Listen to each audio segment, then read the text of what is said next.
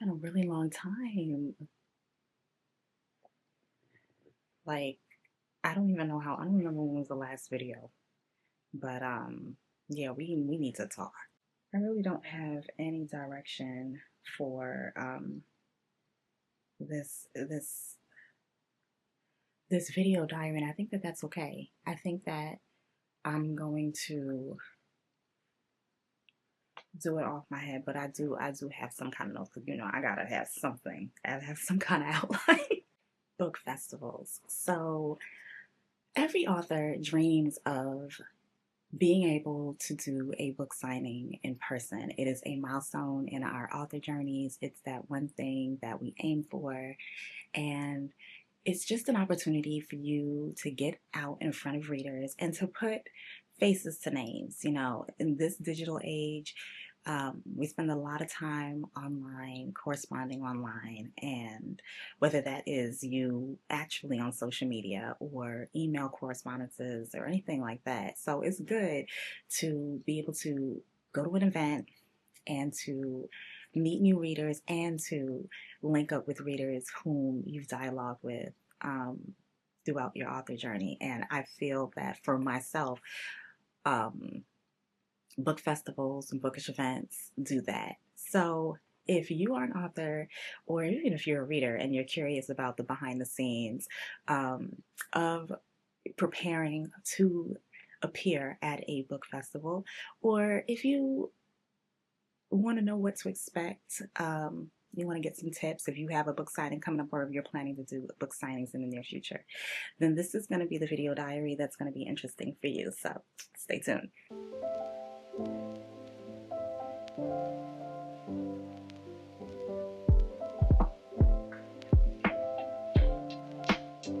Hey, I'm Brooklyn Mosley. I am a Black romance storyteller of over 60 plus stories, and today I want to talk about my experience at the Black Romance Book Fest.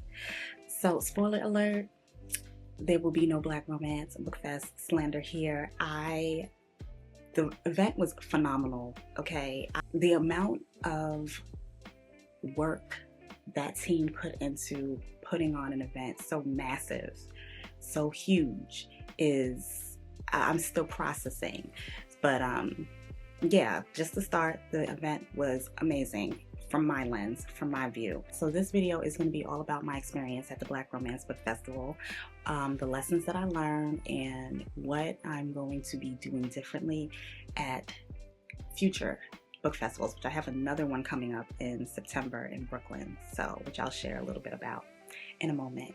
So let's start off by talking about preparation for the Black Romance Book Festival.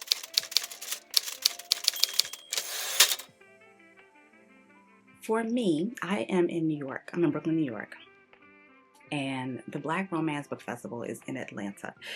The festival highlights Black romance, specifically, period. It's not one of the genres that are featured there. It is specifically for Black romance, and I think that is absolutely incredible, because for a what would we call it? I think it's a genre, right? Not a genre. Well, for that space in the romance space, to have a festival primarily highlighting Black romance is huge, and was definitely missing within the community. So it came in, it filled that space, and did it beautifully. So this was the second annual one. Again, it was held in Atlanta, Georgia. The first one was last year, and I think that they are doing the third annual in June. Okay, so for myself, when I saw the highlights of the events from last year, I was like, oh, I didn't even know, something like this existed. And that's when I realized that was like the first one. But the first one was so huge, to me, from my view, again, so organized, that it seemed like it had just been happening for a while. Like, it wasn't the first annual event. When it was announced that it would be a second annual, I said, okay, I want to be at this one. So when I was informed that I would be one of the attending authors, planning started then. All right, because I'm all the way up here, it's all the way down there. So I knew I've done previous book events, and literally I would pack up my whole catalog, like maybe not my whole catalog, but a lot of books from my catalog. I started planning like what books I wanted to bring there, and how long we would stay there for. All of those plans, with the exception of what books I would bring, went out the window when we decided to change plans last minute. And the decision to change plans last minute was based on our budget and the plans that we have for future, because the book event is only for myself, only for 2 days. There was 2 signings that I did, and life happens after. And after going over our plans and our budget, decided that what would be best for us would be not to fly there, but to drive. My husband and I and our family, our 2 children, got in the car and we drove for 13 hours to Atlanta. And I knew when we made the decision that we were going to drive, that it would be interesting, because our children are travel experts. They are experts at traveling. They've done 10-hour flights. They're pretty good with it. They were excellent going and coming. Let me also say that, like, they travel really well, but they've never done a long drive. They've done long flights, but they've never done a long drive. But they've demonstrated that they're good at both. But I will say, while driving, I don't regret it. I don't regret it at all. Though driving was efficient, it definitely, it drained me. I needed days to recover. Like, I wanted to record this video a while ago. This is just me recording it right now is late. But yeah, it was, we didn't run into any traffic like that. It was just very tiring. All in all, we arrived there Saturday morning, like in the morning hours. I think we got to the hotel around 1 o'clock, midnight or 1 o'clock. We had to go and get food. All in all, from Saturday to Sunday, because then we got on the road on Sunday. Yeah, we got on the road on Sunday. I had gotten a total of 12 hours of sleep, if we're counting from the night before on Thursday, because we drove out on Friday but didn't arrive over there until like after midnight, which counted as that day of the signing. So yeah, it was an efficient decision, and I got to bring everything that I needed, which if I had to fly, it would be a different story. But driving did drain me, and that was something that I considered, but actually experiencing it let me know that we're never doing that again. We're not doing that again. It worked then, because of, like I said, we did the very mature thing of being honest with ourselves and seeing because it was going to either be driving out there or not going at all. Okay. And so we did the honest thing of deciding that this was what's going to work for us. And would it be easy? It wouldn't, but it was either going to be that or not going out. And I did not want to cancel my appearance. I didn't. I wanted everybody to get their pre-orders. There were people who wanted to see me in person. I wanted to see people in person. I wanted to see readers in person. So I was like, nah, we're not going to cancel. And so we went out there. So let's talk about at the event now.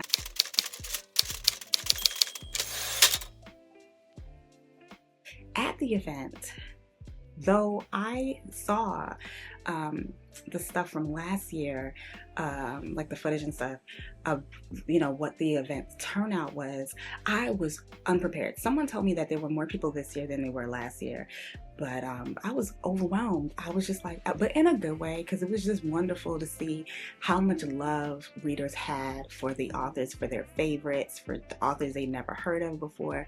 People were just very eager to be in that space and to consume all things Black romance. There were a ton of other events that had happened. So if you're a reader or an author also who plans properly, you will be able to do a wealth of events. There was a concert with Lloyd and Carrie Hilson. There were panels. There were tons of panels that you could sit for. There were Black vendors who were vending really cool items. It was a wealth of stuff. Okay, so at the event though, I wanted to see a few authors. I only got to see some of them because that was the only opportunity I could when I would get away from my table. You know, I couldn't go far. Every time I ventured far, there would be a reader at the table, or my husband would say, you just missed someone. So I didn't really go very far away from my table. And then when the signings were done, because I had one signing at 2 to 5, and then the next day a signing from 9 to 12. When I was done with the signing, with the exception when I was done with the first signing, I went back to I went to sleep. Okay, after I was getting food, which we'll talk about the 2 places that I went to get food, which I recommend. After eating, I went to bed, and Sunday we had to go because we were trying to get back home in time, which we ended up getting home Monday in the wee hours. Okay, yeah, but at the specific signing, what I was able to connect with readers, which is what I wanted to do. I really wanted to connect offline. That was something that was at the top of my list this year. I would like to do more offline connections. I would like to have more offline efforts. Online is cool, but there are a lot of authors in this world, and a lot of authors online, and a lot of authors with incredible stories that all want to be read, and it's just noisy. It's a lot of noise. Beautiful noise, okay? Beautiful noise, but it's a lot. It's a lot of, and unless you are at a certain level with your noise, it's gonna be like screaming into a dark hallway. Someone is gonna hear you. You know, you're gonna attract the right people who are gonna be right for your book, which that comes into the way that you present your book, which we can talk about in a future video, because I want to talk about that for my next book, Polarity. We're getting ahead of ourselves.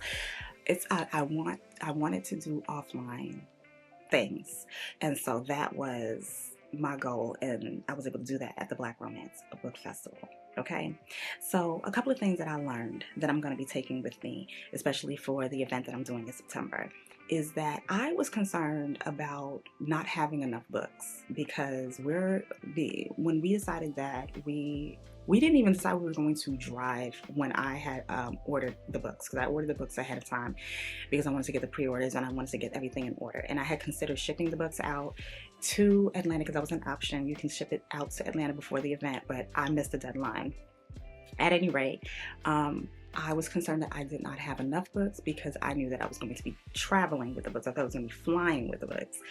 But what I learned at this book fest, as my catalog continues to grow, I don't need to bring every book from my catalog, and I actually trimmed it down. I actually did not bring all of the books from my catalog, but it still seemed to be, to me, too much on the table, where it was just too much to see, not enough of the books to be able to be viewed from people who were walking past, because a lot of it is there's a bunch of authors. I don't know the exact number of authors, but I'm gonna go ahead and say it was over 100. I know I'm playing it small because it was definitely under 100. It was more than 100, excuse me. It was a bunch of authors. So when you have all of these options and you're walking past and you're just seeing what people have, if you have a ton of books on your table, that's too much to look at at once. And I realized that as I was setting up the first day, and then on the second day I was like, okay, we're going to do this a bit differently in the future. So if you're an author with a large catalog, definitely, you know what I find interesting, authors, like new authors, would be like, I only have 1 book, I only have 2 books, I only have 3 books, or whatever the number is in comparison. Let's not do that. In comparison, so like how many books another author has. Even if you have 1 book, that is perfect. 1 book is perfect. 5 books is perfect. 10 books, perfect. You just have to know how to set it up, and it has to look right on your table. Another thing that I would say is, for me, what my priority was not on selling books. It was on, and I did sell books. That's so interesting because I wasn't aiming, my priority wasn't in aiming to sell books per se. Of course I want to sell books, but it wasn't like, okay, come to my table and now I got to make the sale. I got to make the sale. You know, you hear I have to make the sale. It wasn't that. It was the connection. I really wanted to connect with readers. Even if they did not buy a book, I wanted to know what books they like to read. What was the last book that they read? What are they interested in? What is the book that they could not put down? I wanted to know their likes and their dislikes. And although everyone who came to my table bought a book if they were looking for a book, but my main thing was in letting them know that I exist, and I had my catalog graphic that listed all of my books on them and said, you know, take this with you. I had a QR code in the back, you know, scan this QR code if you would like to know what book to go read from me next and what book it comes in what order, because my books are, I write interconnected stories. So a character in one book appears in other books, and there's like a long stream of that whole thing. So in order to start their journeys, you know, even if they don't sign up to the newsletter just yet, if they have that card, if they have the bookmark with the QR code on the back, then they can scan it and they can continue their journey with me. It doesn't necessarily have to, you know, start with buying a book. Okay, so yeah, so that was one of the things that was a goal, and I think I did really good with that goal. What else about the book signing? Be present. I was very present. And because I was very present in the moment, I didn't get that many pictures. I did very bad with getting pictures, and that's something that I'm going to do better with. I'm going to give that, I'm going to outsource that, have someone take the pictures, probably have my oldest child, my son, who's 13, have him take the pictures because he loves taking pictures. Anyway, he was the one who got a couple of the pictures, you know, and video. It was literally, I didn't take that many pictures. It was this picture that I took. If I have it, it's going to be over here. And this video. I was very much in the moment. I was in awe of the event, and I didn't pre-plan. So for that, I would say pre-plan what pictures that you want to take. If you want to have pictures taken as you are signing, if you want to have pictures taken when readers step to your table and you're speaking to them and they want pictures of you and you take pictures too of you with them, if you want pictures of when you finish setting up and you're just standing there in front of your books, take that picture, have it pre-planned. For me, I'm pre-planning that because I'm not very good at remembering to take pictures at the event. Once the event starts, this is not just at the Black Romance Book Fest. This is at other book events too, where I'm just like, oh, that's right, I gotta take a picture. It's over that. Oh, that's right, I gotta take a picture. So yeah, I gotta get better with that, and that's something that I would definitely do. Definitely at the setup, and definitely get there early. They give you a time where they say when you can be there, when you can start setting up. That would be a good time to take pictures. To get there early, before, like long before, but we were a bit of an exception. Not really an exception, but there are reasons why we could not be there on time. I ran late for everything. Is because we were so tired. And we weren't very far from where the event was happening. We didn't stay in the hotel at the event. It stayed about 16 minutes away. Don't regret that. Do wish that we had a better handle over time, but the driving there, like I said, although it was cool, I'm not doing that again. I'm not doing it again. Okay, so I want to talk about the two places that I was able to eat. I don't want to take up too much time because I'm looking at the time on my camera and it's going to tell me we're running out of space. Okay. Two places that I ate at was, I think it was Atlanta Fish Fry. I'm going to, if that is what it is, this is where I ate at. Their food was so good. We got the salmon taco, a fish taco, the family size fish fry, which was like fried fish, shrimp, hush puppies. Was there anything else? Fries. We tore that up, and we even brought some of it with us, and we still couldn't finish, and it broke my heart to throw it away because it was so good. So good.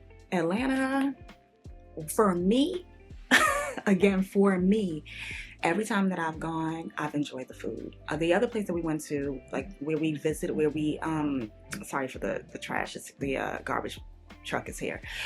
Um, the other place that we went to, like the first time we went to Atlanta for a book event with Indie Love, and then again when we went back, we were like, we gotta go there. It was Chef Rob's Kitchen. Really good food. We ate a lot of fried food. We got fish and chips, and they have a stir fry with fish and sweet Thai chili sauce. I think that was the name of it. But yeah, so we ate good. The sleep when we could get it was good. Black Romance Book Fest was fantastic from my view. This is all my experience. My experience was good and I learned a lot. And when I go to the Brooklyn Book Fest, which is happening in September, which I'll talk a little bit more about, if you sign up to my newsletter, because they're going to be the first people to hear about that. That is going to be the first book event that I do in Brooklyn. And I hope it's the start of more, because my aim is to do more offline things. I want to do more book events, more bookstore signings. I want to be out there in front of the people, because I want to do more human connections. I don't know. I feel like I'm dealing with social media fatigue at this point. Like, I don't go online like that, because every time I go on, it's just a lot to take in, and I feel like I have a lot more control when I'm not online, you know? So yeah, I'm going to be doing a lot more offline things, especially when it comes to my next book that's coming out in November called Polarity. In my next video, because I know I said that this would be the next video that I discussed Polarity, or The Love is Cure, volume 2 series, but we're going to talk about both of those in my next video. Okay, because I wanted to make this video about the Black Romance Book Fest for myself, so I can talk about my experience and to share what I learned, and maybe what I learned will be helpful to authors who are planning to do their book signing. If you're planning to do Black Romance Book Fest in 2027, and you would know what to expect and what to do. But yeah, great event, a lot of readers. There were so many readers. There were long lines for authors. When you see how dedicated readers are to this stuff, how dedicated they are to supporting Black authors and to supporting Black romance in particular, it is such a beautiful sight to see. It will make your heart feel like it's gonna burst in a good way. So I'm very, very grateful that I was in the space to experience that. A huge thank you to the Black Romance team. How you guys pull that off, I will be amazed for a really long time, because that is a lot. Going in and seeing all of that, and seeing how organized things were, seeing how beautiful everything was, seeing how much work, you can literally see how much work. The volunteers, to me, were very excellent. The staff at the hotel itself, excellent. I had one of the staff help me get a card. I had another staff help me get the books out of the event when it was time to go, because my husband had to go get the car, which that's a whole other story, but I'm not even going to get into that. But it was good. The benefit of having a car, driving down there, that was another benefit, was being able to drive wherever we wanted to drive, to get food, to go, you know, away from downtown Atlanta, to go into Atlanta, to go to different cities around Georgia. That was definitely a plus for driving. So yeah, I don't went on a tangent. I don't remember what I was saying, but yes, the event was beautiful. The decision, the execution was a good one. Not doing that again, because I was present, but I wanted to be even more present. But for us, it worked. It was the best decision, and I'm very happy with that choice. Wish that I could have done a bit more, but I always feel like I can do more, but I wish I could have done more. I wish I could have been more prepared after we made our adjustment, but that's okay. Everything is there to be learned. I'm super grateful for all of the readers that I met. I'm very grateful for all of the authors I was able to connect to. I was able to and I would like connect with authors at like whenever I could. Like if I go to the bathroom, coming back in, I see an author. Hey, you know, on the elevator when I was leaving, I saw an author, and I was like, hey. At the end of the event, as we were going, I saw an author. It was just like one of those type of situations. So anyway, thank you so much for watching. I hope that this was not all over the place. I hope it was organized. But I wanted to get everything out on what it is that I experienced at the Black Romance Book Festival. And yeah, very, very thankful and very excited for my future appearances at the book festivals and being able to execute the things that I've learned and what I can do better. So if you are new to this channel, please like, even if you're a returning subscriber. Well, if you're someone who's returning and who watched my videos before, like, subscribe, leave a comment. Are you going to any book festivals this year? Were you at Black Romance Book Festival? If you were at Black Romance Book Festival, what was some of your favorite moments? Did you do some of the extra activities that were there? Because there were a bunch of activities to do. Did you go to any panels? Leave a comment, let me know. Thank you so much for watching. I'll see you next time. Bye. Shout out to my husband, because he is real MVP. He drove us to and from. That's about 26 hours on the road.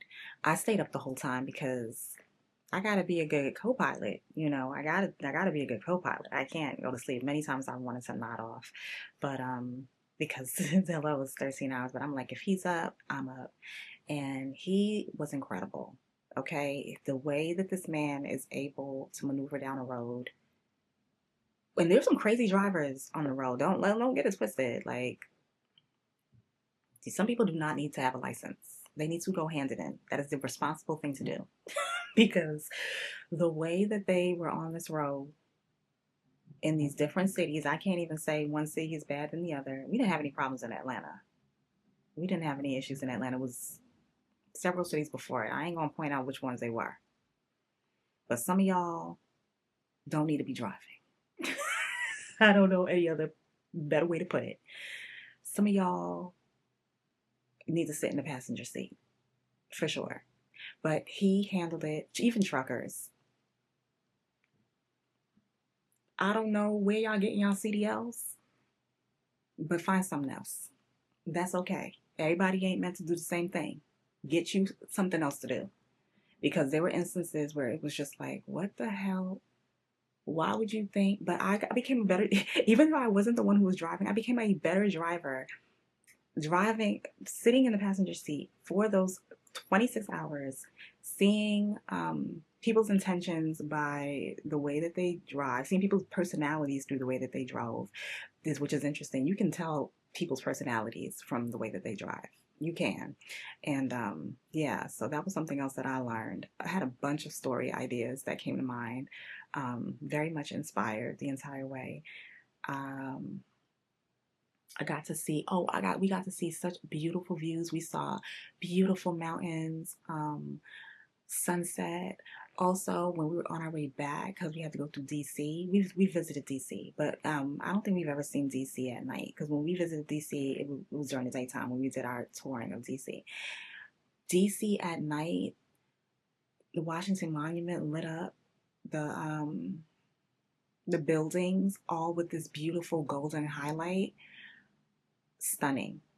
So that was another highlight of our road trip, and we got to stop at a few places as well. So yeah, shout out to my husband, and I'm just very grateful to be back home. Anyway, I'll see you in the next video. Bye.